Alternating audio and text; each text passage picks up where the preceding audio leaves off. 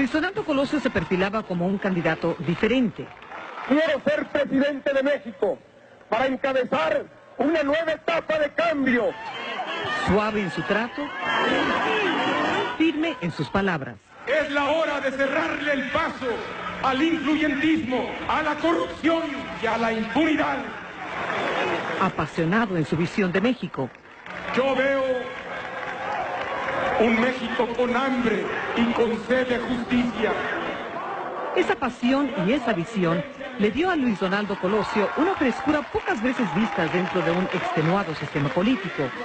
Era joven, solo 44 años de edad, pero ya contaba con una exitosa carrera política en la que fue escalando paso a paso hasta llegar a ser presidente de su partido y luego su candidato. Buenos días. El exgobernador de Sonora, Manlio Fabio Beltrones, era amigo de la familia. Su capacidad probada, tanto intelectual como política, eran mejores que las de los demás. Como para salir y decir ahorita es que Donaldo era la solución completa a todos los problemas de México. Colosio ha sido descrito como un hombre decente, abierto, creativo, preocupado y sensible. Era un hombre de familia. Compartía su vida con Diana Laura Riojas, quien fuera su alumna en la universidad. Sus dos pequeños hijos, Luis Donaldo y Mariana, llegaron a iluminar sus vidas. Pero había una sombra que acechaba su felicidad. En sus entrañas, a Diana Laura, un cáncer de páncreas le estaba comiendo la vida, poco a poco. Aún así, su enfermedad no le apagó la sonrisa ni mermó el apoyo a su esposo. Provengo de una cultura del esfuerzo y no del privilegio. Colosio vino de una familia trabajadora. Es aquí donde nació, en el pequeño pueblo de Magdalena de Quino, en el fronterizo estado de Sonora. En su casa, sus padres, don Luis y doña Ofelia, resguardan como tesoros los recuerdos de su hijo. La cualidad que yo le descubrí a temprana edad a Luis Donaldo fue una cualidad de liderazgo. Cualidades que lo hicieron sobresalir como estudiante. En cada año. Rubén Durazo, su profesor de quinto grado, lo recuerda con cariño y respeto. Imagina que hubo cientos de estudiantes que fueron sus alumnos. ¿Por qué recordar a Luis Donaldo Colosio? Pues porque fue un alumno distinguido. Y ya como político exitoso siempre se mantuvo fiel a sus raíces. Siempre pisó tierra y siempre saludaba a quien él conocía. Todo el mundo conocía y los llamaba por su nombre. En el almanaque de recuerdos de su maestro, Luis Donaldo guarda un sitio especial. Este es el número 23. El número 23. ¡Qué ironía! Un número que años después marcaría su destino y cambiaría el rumbo de la historia política de México. Acudimos al aeropuerto a recibirlo, a la plataforma donde arribaría el avión con el licenciado Colosio. Como presidente del PRI en Tijuana, Antonio Cano Jiménez estaba encargado de organizar el evento de campaña en esta soleada tarde. La gente que estaba ahí a recibirlo inmediatamente se acerca a quererlo saludar y se pierde el orden.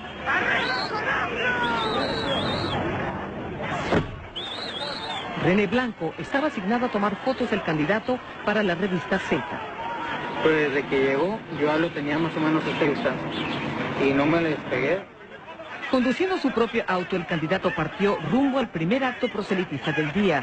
La periodista Adela Navarro estaba cubriendo el evento. Para llegar, las calles no estaban pavimentadas, entonces tenías que ir ahí sorteando baches y piedras y demás. ¿Por qué se escogió Lomas Taurinas para este mitin político? Se trataba de hacer un evento popular, un evento cerca de zonas densamente pobladas. Y en este caso, por aspectos logísticos, se trataba de una que estuviese en El Paso. El doctor Juan Parcero López era militante del PRI en Tijuana y conocía personalmente a Colosio. Estaba ahí para mostrar su apoyo. Era un lugar sumamente peligroso. Yo no me explico por qué escogieron ese lugar para llevar ahí al licenciado Colosio. Realmente era muy fácil llegar y estacionarse donde fuera. No había un lugar acordonado, no había nada que indicara algo más de seguridad, ¿no? ¿En ningún momento hubo preocupación sobre la poca seguridad o falta de seguridad que había en esta zona con tanta gente y tan abierto? Sí se planteó, sin embargo, los asuntos de seguridad, nos decía el Estado Mayor, nosotros los atendemos. Ustedes encárguense de que sea un evento nutrido, que acuda mucha gente. Y así fue. cerca de 4.000 personas se congregaron en el improvisado y poco adecuado escenario donde Colosio habría de hablar. Y sobre todo, la gente que tiene confianza en un nuevo PRI. Yolanda Lázaro, representante de Lomas Taurinas, fue una de las oradoras ese día. Pues imagínese, representaba mucha esperanza para nosotros porque teníamos confianza en él. Había una gran expectativa entre los asistentes por escuchar las palabras de Colosio. Y justamente aquí donde está este poste, estaba el pick-up donde nos subimos todos los medios que nos pudimos y alcanzamos a subir. Yo me traté de acercar al lugar por donde iba a pasar. A mí me empujaron para atrás. La presentadora de televisión Talina Fernández estaba cubriendo el evento. Me puse abajo del templete a oír todo lo que sucedía. Que no les quepa la menor duda. Aquí en Tijuana, como en Baja California, ¡vamos a ganar! Cuando ya iba a terminar, llega alguien de seguridad y me dice, señora, vámonos yendo al camión, porque la salida va a estar muy difícil. ¡Que viva la Organización Popular! ¡Que viva el PRI! ¡Que viva México! Bajamos y lo único que me dijo, ustedes son la unidad, ustedes son la esperanza. Él se fue bajando y se fue despidiendo y saludando a la gente. Se iba metiendo más gente porque gente de abajo quería subir. Y toda la gente se le va encima. Y su seguridad obviamente pues no lo alcanza a cubrir bien. Había una música estridente que no permitía escuchar muy bien.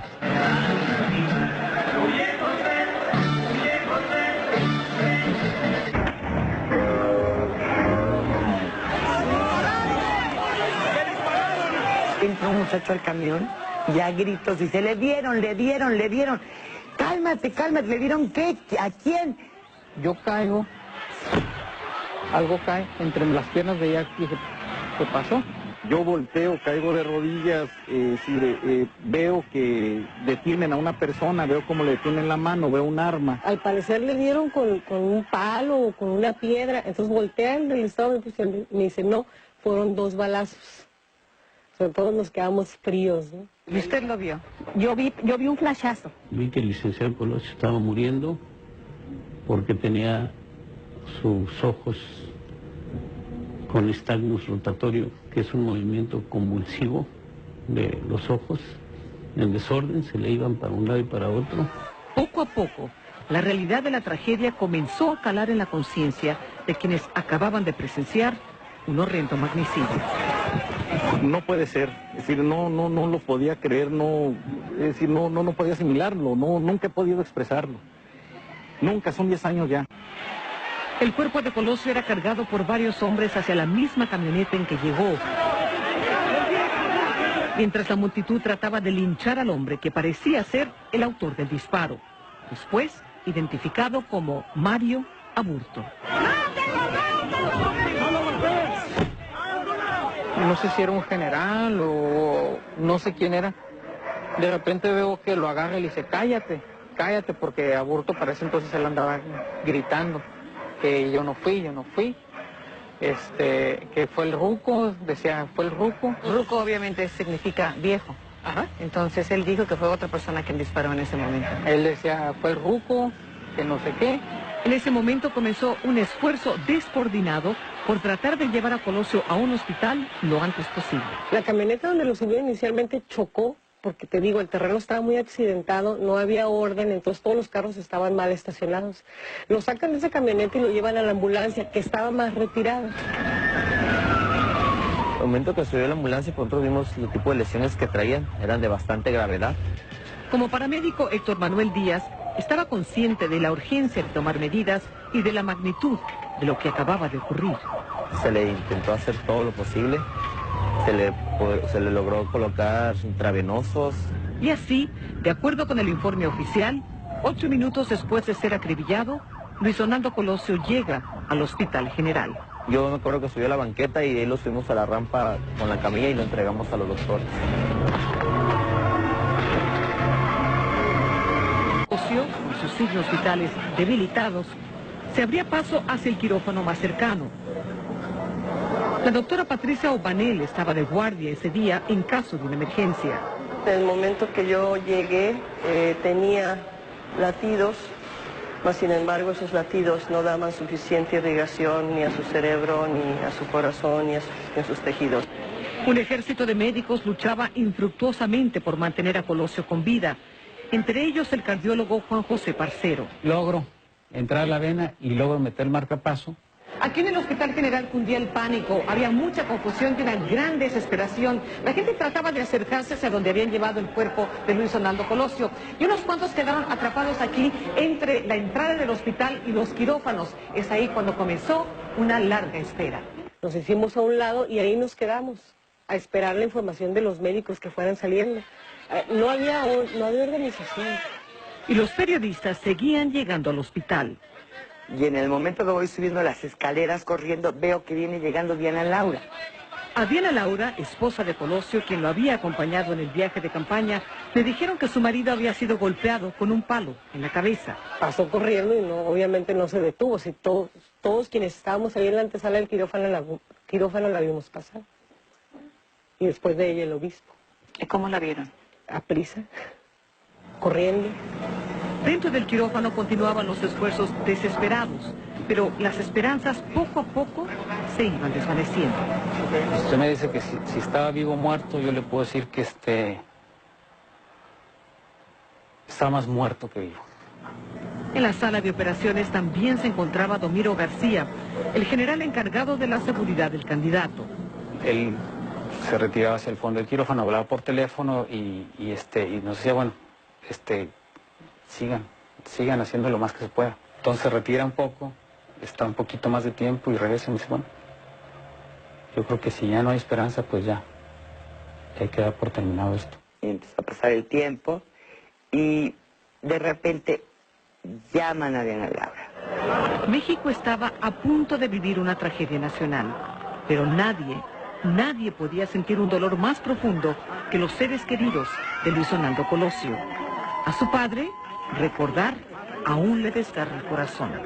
¿Dónde y cómo se enteró usted de los hechos en Tijuana? Yo me encontraba en la capital del estado, en Hermosillo.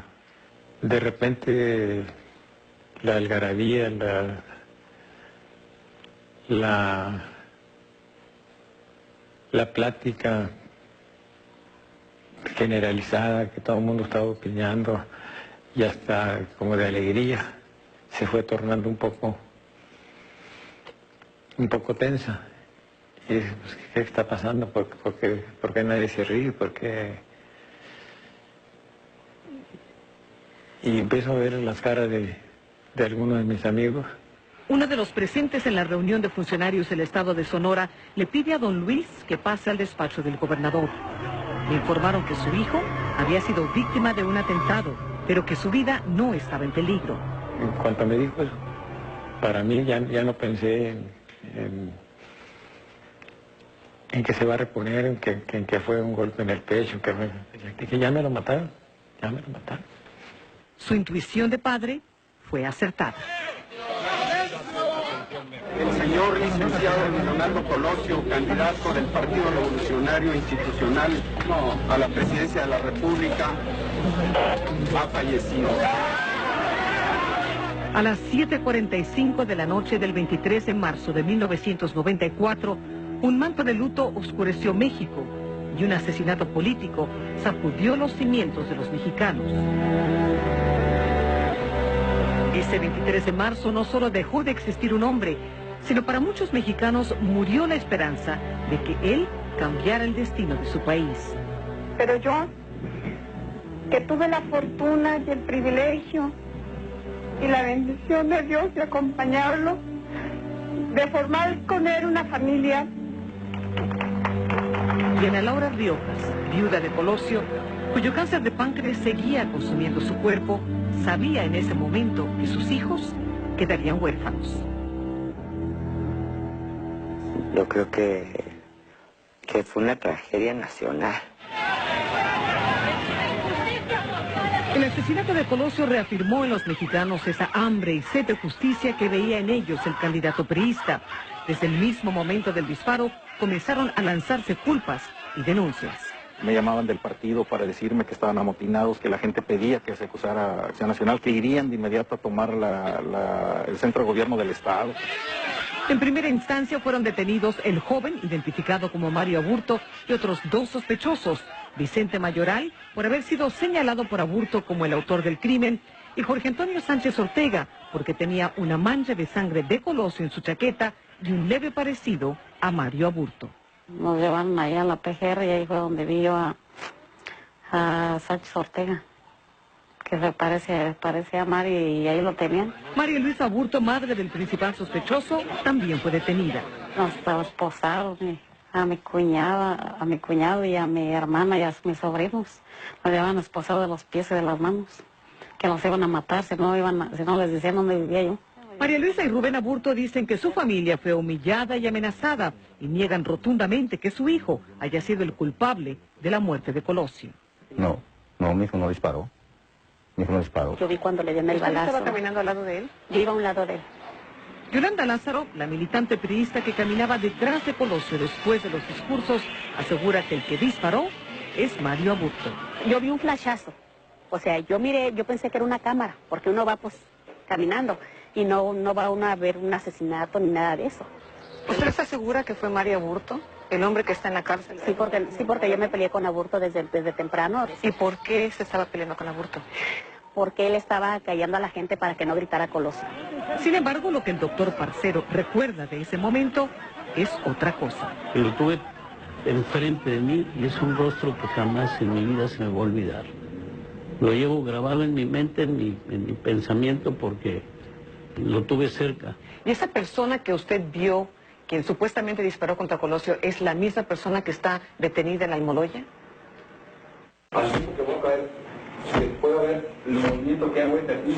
Con lujo de detalle, Mario Aburto Martínez muestra cómo le quitó la vida a Luis Donaldo Colosio.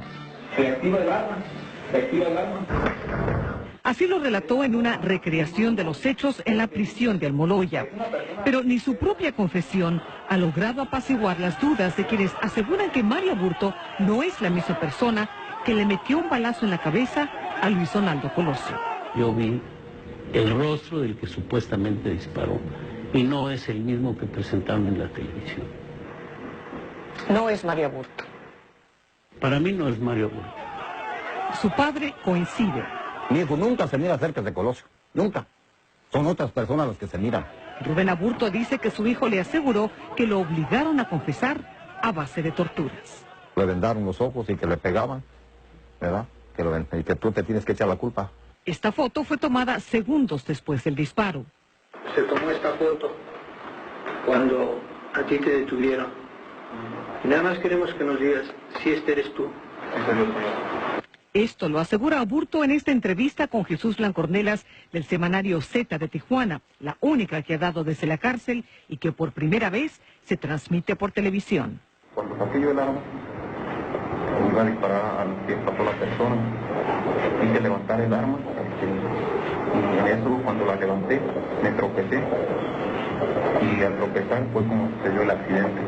A lo que yo siempre he dicho, esto fue un accidente. Blancornelas es coautor de un libro sobre el caso Colosio. ¿A qué conclusión llegaron ustedes después de investigar el caso durante 3 años? Que fue él solo. Él, lo que nosotros llamamos, y todo el mundo lo llama, aunque no lo creen, el asesino solitario. No encontramos a nadie de atrás de él. ¿Pero no le cree que fue un accidente? No le creo que fue un accidente. Para nosotros, quería él matar a quien representara el sistema, porque estaba enojado. ¿Qué quieren hacer los funcionarios o los del gobierno? Seguir robando a México. Entonces, ¿cuándo va a progresar México? Nunca va a progresar, siempre lo van a tener al pueblo humillado y matado, muerto de hambre. Las conclusiones de la investigación oficial se resumen en estos 4 tomos publicados por la Procuraduría en septiembre del año 2000. Quien lea los 4 tomos, seguramente todas las dudas que tengan alrededor de las diligencias o de las líneas de investigación que se siguieron quedarían disipadas. El homicidio del licenciado Luis Donaldo Colosio. 4 fiscales especiales han tenido bajo su cargo el caso Colosio. Se han entrevistado a más de 1.460 testigos. Se han gastado más de 13 millones de dólares y se han investigado más de una veintena de teorías o líneas de investigación. Aún así, quedan muchas dudas y preguntas sin respuestas. Ciertamente se cometieron primero muchísimos errores en la investigación que crearon una confusión. Y de esa confusión, ahí tenemos ya la duda si existió o no existió un complot. El médico forense Ángel Gutiérrez realizó una investigación independiente. El hecho de que sea un asesino solitario no quiere decir que no haya habido complot, pero también coincido con la última versión de la Procuraduría en la situación en la que se llevó a cabo la posición víctima-victimario. Esto es que Mario Aburto iba del lado derecho, realiza un primer disparo en la cabeza y al caer Luis Donaldo, él realiza el segundo tiro. Es precisamente el famoso segundo disparo en lo que Eduardo Valle, un ex zar antidrogas conocido como El Búho, se basa para escribir un controversial libro que suponía un segundo pistolero. Pero después de años de análisis y estudio desde un sitio no revelado por motivos de seguridad, abandona la teoría del segundo disparo, pero no la de un posible complot. ¿Sí existe la posibilidad de un complot? Por supuesto que sí. Y eso hable el camino a la coparticipación, a la complicidad de otra persona. Lo que más le preocupa a El Búho es una seguridad quebrantada. ¿Qué pasa? ¿No hay vallas? Yo iba a un lado de él, miré cuando Aburto le da el balazo, miré cuando Tranquilino y le va abriendo paso. Entonces es cuando Tranquilino pone la mano, si se fijan es para que se sostenga en la pista, él se sostiene en su brazo y le da el primer impacto. Tranquilino Sánchez es uno de varios miembros del equipo de seguridad de Colosio que fueron detenidos y después liberados por falta de pruebas. Y queda nuevamente Mario Aburto como asesino solitario. ¿Qué le pudiera decir usted a Mario Aburto si pudiera hablar con él? ¿Qué le diría? Nada más. Una pregunta. ¿Quién te ordenó matarlo? ¿Quién te dio la última orden? ¿Quién te pagó o quién te dijo, ya estás a salvo? ¿Quién me ha dado dinero? Nadie me ha dado dinero. Si yo tuviera dinero, entonces contrataría un abogado para que estuviera en mi caso. ¿Quieren que digan mentiras? Ok, les voy a decir una mentira. Me pagó Salinas de Gortari, me pagó Echeverría, pero esa es solo mentira, ¿no? La verdad aquí está, no hay nadie detrás de eso. ¿Alguien puede demostrar que no existió un autor intelectual? Pues que lo demuestre. Pero el primer responsable para demostrar todo esto es la autoridad. Es la autoridad judicial. En este caso, la autoridad judicial federal, que eso es lo que ha fallado. Y esa falta de confianza en el sistema judicial ha hecho que gente como Manlio Fabio Beltrones, exgobernador de Sonora y amigo personal de la familia Colosio, siga en busca de respuestas. Se tiene al asesino material en la cárcel, pero la mayoría de nosotros seguimos insatisfechos y sobre todo rebelándonos a aceptar que un simple personaje oscuro con un barato revólver y no nada más le haya quitado la vida injustamente a Luis Donaldo Colosio, sino que haya trastocado la vida política nacional y el proyecto de nación en el que todos nosotros estábamos incluidos. Todos tendremos que sujetarnos a la ley y solo a ella, sin ventajas para nadie, sin prepotencias, sin abusos y sin arbitrariedades. Este discurso pronunciado el 6 de marzo, 17 días antes del asesinato, demuestra grietas políticas con la vieja guardia priista. Se entiende que este discurso habría molestado de tal manera al propio Carlos Salinas de Gortari que mucha gente piensa que, bueno, que se va para adelante con el asesinato de Colosio en función de que vendría un candidato sustituto. Expreso mi reconocimiento y aprecio a Luis Donaldo Colosio. En el trabajo que realizamos juntos había un proyecto y un programa para llevar a cabo y que incluían precisamente lo que él señaló en el discurso del 6 de marzo, que la muerte de Donaldo en ese día, además de la pena personal, significó la crisis política más grande de mi gobierno y la crisis económica más severa, y de esa forma fue también como nos afectó a mí y a varios ante la pérdida de ese hombre indispensable para consolidar el proceso de reforma desde adentro. Esa es la otra verdad. La otra verdad es también que existía por parte de Diana Laura, la viuda de Colosio, una gran desconfianza hacia Salinas de Gortari. Le provocaba náuseas la sola presencia de Salinas de Gortari. Entonces decía, es que es un hipócrita, es un mustio, yo no le creo nada. La indignación salió a flor de piel porque existía la percepción de que Salinas estaría preparando el terreno para posiblemente reemplazar a Colosio con su rival político Manuel Camacho Solís, quien había sido nombrado comisionado de paz en Chiapas. ¿Usted cree que Carlos Salinas de Gortari tuvo algo que ver con la muerte de su hijo? En este país todo puede suceder. No me pongo ni afirmo que pudo tener algo que ver, pero sí puedo asegurar que de habérselo propuesto podría haber evitado la muerte de Colosio. Salinas de Gortari siempre ha negado haber estado involucrado en el asesinato de Colosio. Quienes afirman que Donaldo Colosio y yo tuvimos una diferencia no conocen los diálogos intensos, la relación directa y el trabajo político común que tuvimos a lo largo de 15 años. Solo 5 días antes de su muerte, Colosio, en entrevista exclusiva con Univisión, hablaba de su visión de México casi como un presagio. Yo no creo que sea a base de balas y a base de tiros y de violencia como vayamos a resolver los problemas en México. A partir de ese crimen tan atroz, el tejido social mexicano se iba a ir cada vez más descomponiendo, porque si se puede matar al candidato del partido más importante del país, se vale todo. Nos hizo entrar en una vorágine absurda y de dudas y sobre todo de desconfianzas entre todos nosotros, que en mucho influyó a que México no siguiera transitando por una ruta correcta. Sin duda, el asesinato de Colosio fue una tragedia nacional, pero sobre todo una tragedia familiar. A los 8 meses de la muerte de su esposo, Diana Laura Riojas perdió su lucha contra el cáncer. Hoy, sus restos descansan junto a los de su marido en Magdalena de Quino.